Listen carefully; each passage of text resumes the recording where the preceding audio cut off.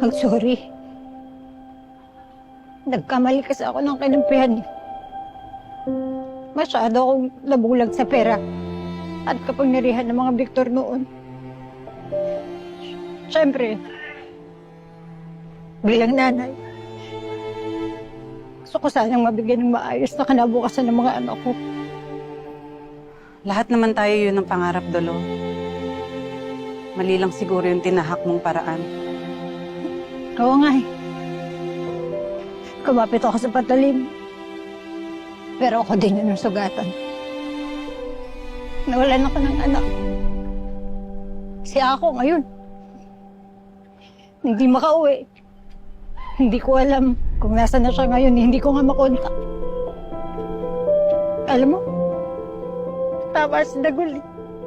Hindi ako naging mabuting ila sa mga anak ko.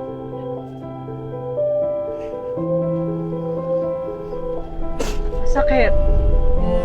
Alam ko. Nawalan din ako ng mahal sa buhay. At hindi na natin sila maibabalik. Pero pwede naman tayong magtulungan para makausap. Bilis! Bilis! Sige na ate, mauna na kayo. Ano gagawin mo?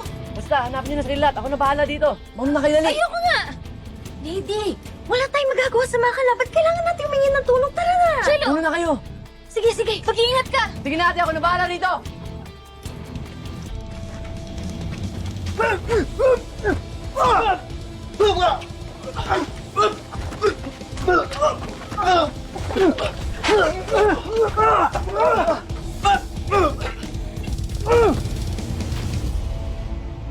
Kasalanan ko to, Maying.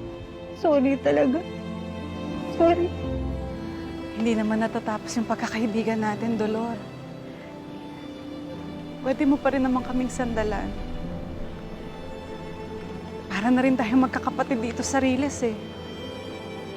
Minsan nakakatampuhan. Pero sa bandang huli, nagmamahalan pa rin.